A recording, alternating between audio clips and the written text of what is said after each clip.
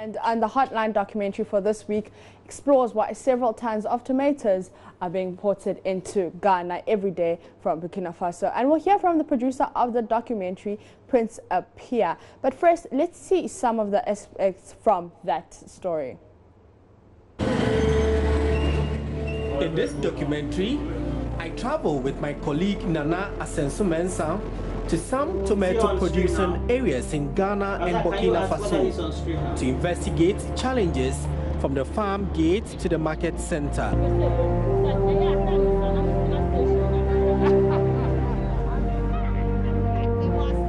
The planting season is here, and tomato farmers across the country will have to plant the season crop in anticipation of good harvest. It's just another day on the farm of Clement Kansaki. He's lived all his life in Avrongo. For more than 30 years, Clement cultivated tomatoes on a large scale. I started farming in 1981. The time that finished this project, we started farming granules. About 2 years' time, when we produce tomatoes, getting to some time, the tomatoes, they are not buying, because you can produce the tomatoes. In fact, this land is about 1,500 hectares. The other part we use for tomato. By getting to some time, we can produce tomatoes and it will rot. You can't get those who come to buy because they say the tomato is soft. But today, Clement has switched to rice. There's no ready market these days.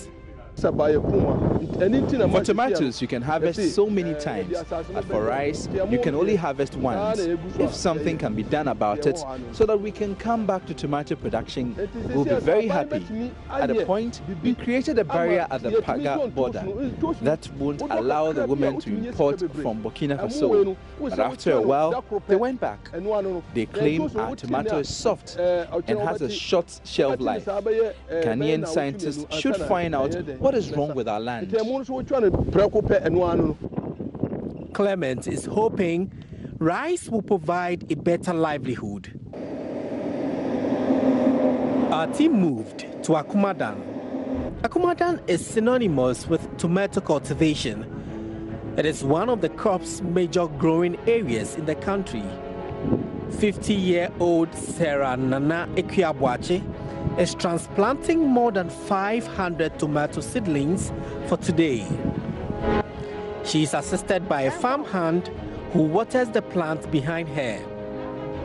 Nanekia, as she is affectionately called, expects a good harvest from a 20-acre farm.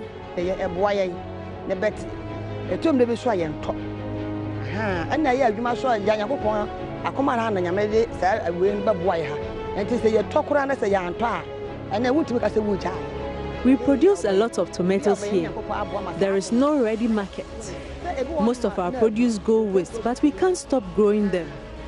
We are hopeful that someday there will be a ready market.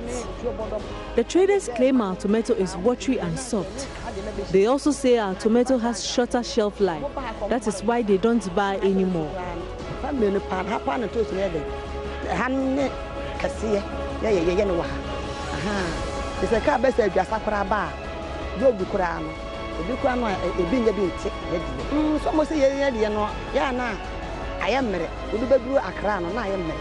She's not alone. There are others working in the scorching sun, either nursing or transplanting on this 1,500-acre piece of land. Farmers at Akumadan rely mainly on the irrigation facility constructed by government over 30 years ago to water their crops. Well, so Prince Apia with that story and that great journey that he undertook, trying to explore what the issues are, why, as Ghanaians, we tend to prefer tomatoes from Burkina Faso. Quite amazing, isn't it, Mapito? Yeah, quite amazing, knowing that we have the plant here, we have the fruit here, but we still love those outside. Yeah, they're great reasons. They tell you that perhaps maybe it doesn't get rotten early because the varieties they produce there. But we'll be speaking to Prince Apia very soon.